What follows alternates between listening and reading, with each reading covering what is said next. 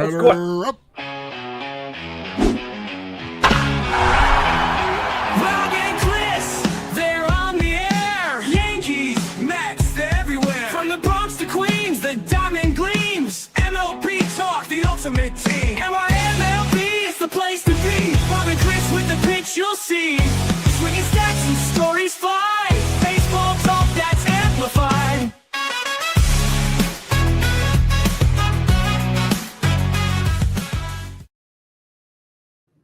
And welcome to a quick reaction show of the Luis Robert trade to the Mets right here on NYMLB Talk.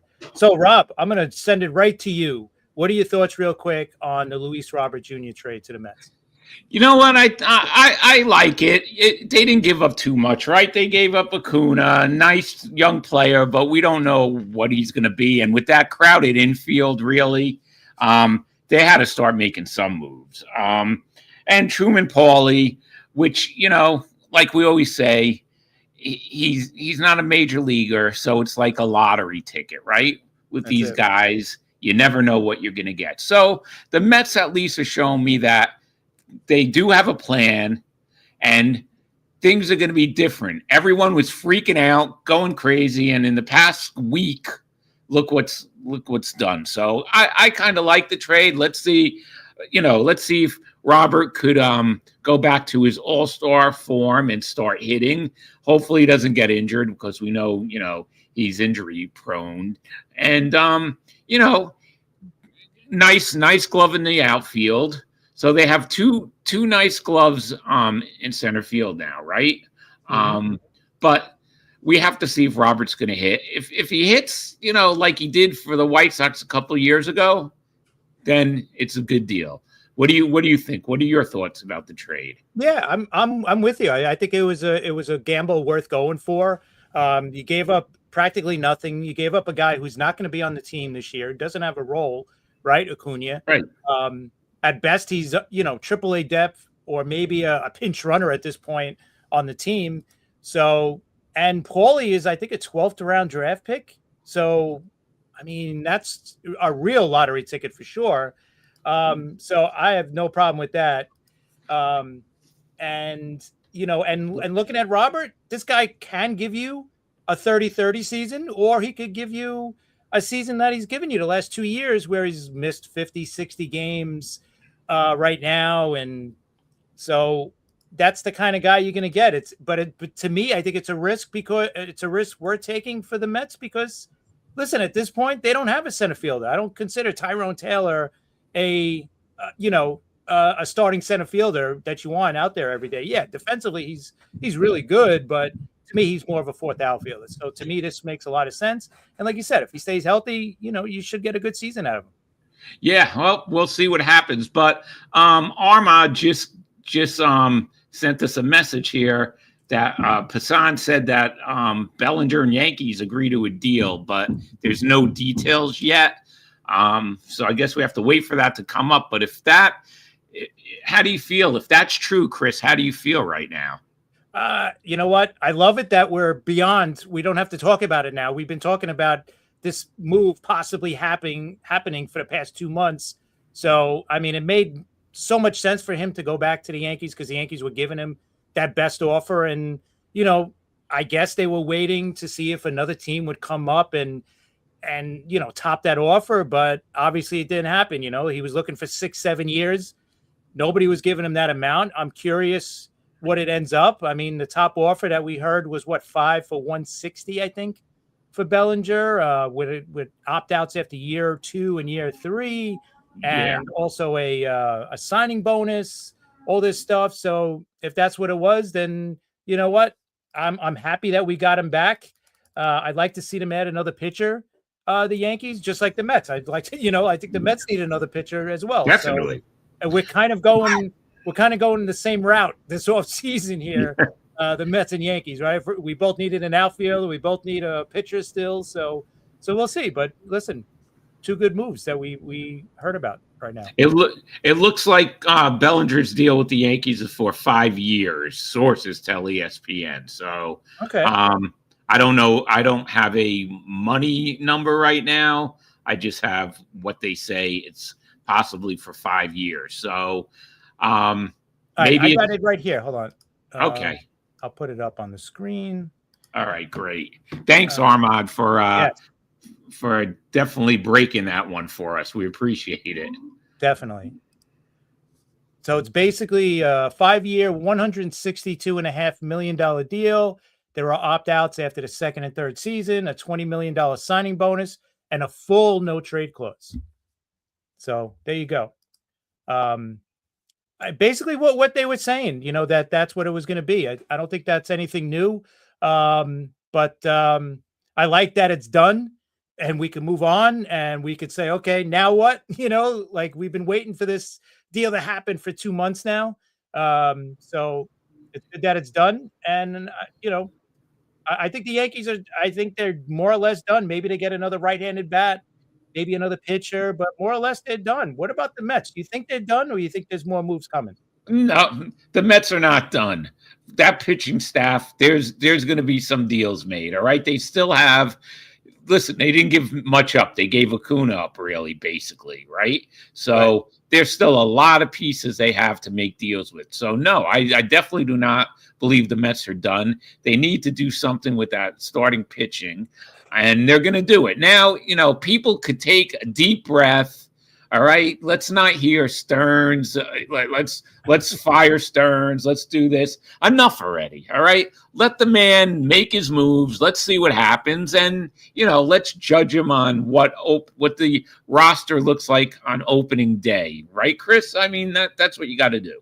Absolutely, absolutely. And the Mets still have their full farm system, right? Even giving up Acuna, that's not the end of the world. They still got a great farm system, so they could still make, any kind of type of move if they want. If they're waiting for Skubal for his arbitration hearing to finish up, and maybe the Tigers, if they end up losing, which they probably will, maybe they don't want to pay this guy $30-something million, which is crazy to me. That's a deal to have for a guy like Skubal coming off 2 straight Cy Youngs, but yeah, maybe they're waiting on that deal because that they could definitely top almost any team's offer for Skubal if they really wanted to, right? So they're definitely going to be in play for that guy. So they're definitely not done. I'm sure they're still going to be looking for another arm or two for the rotation or even the bullpen. Yeah, and listen, if Cohen wants Skubal, I think he's going to get him. He could overwhelm the Tigers. Like you said, the Mets probably have the best young players to deal right now. So I'm just going to sit and wait now. Everyone, like I said, now people could calm down. Met fans, Yankee fans, you got Bellinger back, so I don't want to hear any more crying. The Mets didn't steal Bellinger from you, okay? So you got that going, right? And I figured once the Mets made this trade, the Robert trade, I thought, well, I don't think they're gonna go after Bellinger. I think they're gonna just make some other moves, Chris.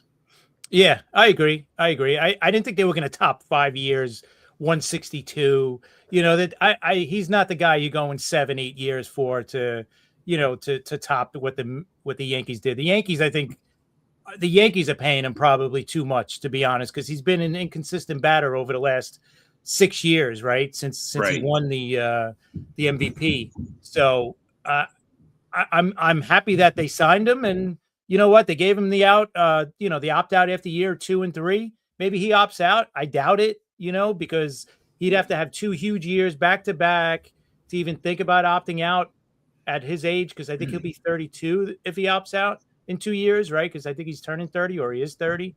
So, but yeah, I mean, I think the Yankee fans are happy that it's over, but now we're like, okay, now what? Now what? Are we going to get Peralta? Are they going to go in for Peralta now, or some other pitcher or another bat? So we'll see. And while you brought up Peralta, let's talk about this for a second. Milwaukee made an offer to the Mets. They wanted Brandon Sproat or Tong and Jet Williams for Peralta, and the Mets turned him down. I don't blame them. I would turn him down too. That's too much for Peralta. Skubal, yes, that's a whole different story. If that's Detroit, I say yes to that. Either Sproat or Tong. As long as it's not McLean, I say go for it. And Jet Williams, but for Freddie Peralta, no. I say no. What do you feel about that, Chris? Yeah, I agree because Peralta's a rental. So is Scooble, but Scooble, you know what you're getting. Peralta too is the same thing, and I know it's coming at such a lesser price what you got to pay for him too, but yeah, I don't see Bellinger opting out unless he has 2 monster years. I mean, that's possible. Hitting the next 2 years, it is possible, but I think it would have been more possible if he got the opt out after 1 year, right? Because next year's free agent class is not very strong with the bats, right? So he would go in as probably the best bat available. So if he had a big year this year, yeah, he'd probably opt out, which I think is what Bichette is going to do. If he has a big year, Bichette's probably going to opt out after year 1. You know what I mean? And go into next year as the best bat available, and then who knows who could sign him. But now that Bellinger has the opt out after 2 or 3, that's a little more risky for him, I would think. So, but yeah, I think for Peralta that's probably a little too much. But the Brewers are smart to ask that because you know what, someone's gonna get their asking price eventually because he doesn't cost much. So maybe you'll get one of those, the smaller market teams that are, hey, maybe we're a pitcher away from really pushing to get into the playoffs, and maybe they would do it. Maybe they'll take a chance because it's only $8 million because that's all he's getting paid. And if you trade for him now, right, you could slap the qualifying offer next year. And listen, we don't know what next year is going to look like, right? Next year's off season, right? Because of the lockout, what the new rules are going to be, because I'm sure things are going to change next year. And who knows what it's going to be like? There may not be a qualifying offer for all. Yeah, so, we don't know. So we'll see. But a 1 year. I think for Peralta, I don't know if that's really worth it. But like you said, for Scooble, it's worth it, and they probably have to offer more than that as well for Scooble. Yeah, I think so too. I mean, Scooble, that's just if you feel you're that close, you have to go for Scooble. He could put you over the top. The Mets still have work to do before they could say, they're that close. And the Dodgers are in the National League, and that's rough. Pete, who's going to knock the Dodgers?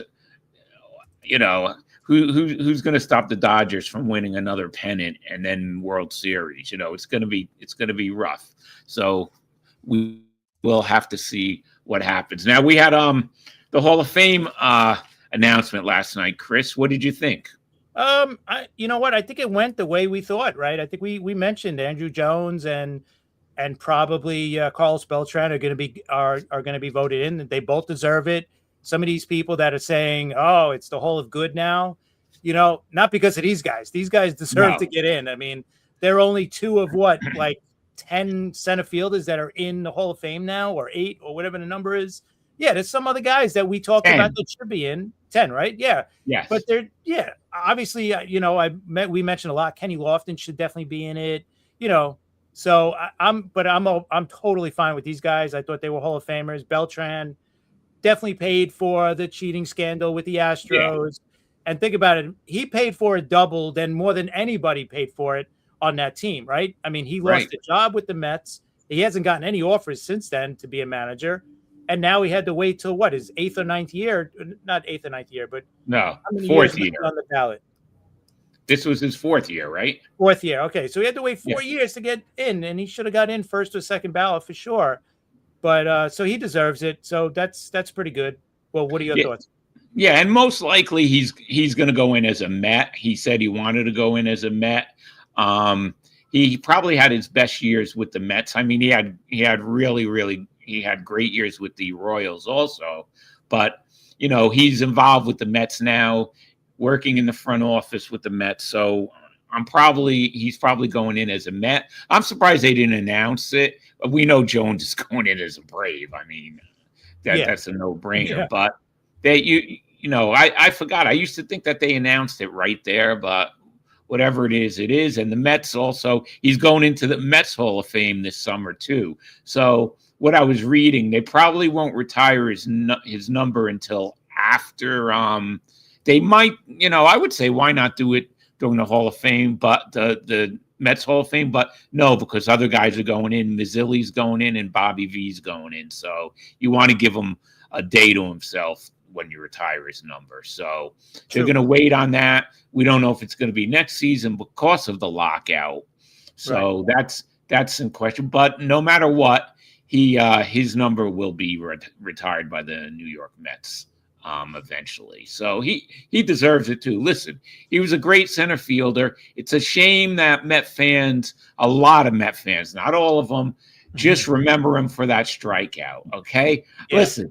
That strikeout, I was there. That was a long drive home that night. It was one of the longest drives I ever had home after a game. But you cannot, you can't judge his whole career by that one at bat. It happened. It's over. Yeah, that was a great team. 2006, that team should have, they should have went to the World Series, but it didn't happen. And listen, it's happened to many great teams where, they lose because of something. So that's just how I feel about it. I'm happy that he's going to be the third Met in the Hall of Fame, representing the Mets in the Hall of Fame. So, I'm happy about it. Yeah, he definitely deserves it for sure. Listen, no matter how long your drive was home and every other fan's drive home was that night, it was much longer for Carlos Beltran because he was the guy that was standing there with his bat on his shoulder, right? On the whole third strike. So exactly. But this is New York, right? What are we talking about with Judge, right? Oh, if he doesn't win a World Series, he can't be compared to any of those Yankee greats. And I agree. But you know what? He's still a Hall of Famer, and he still deserves what he's going to get at the end of his career, right? No matter what he does going forward, for the rest of his career. So, but yeah, definitely well-deserved in every sense of the word for Beltran. And Chris, I just wanted to ask you something now that we're getting into a few things. We have a couple more minutes we've talked about. Anthony Volpe. What do you think should happen with Volpe?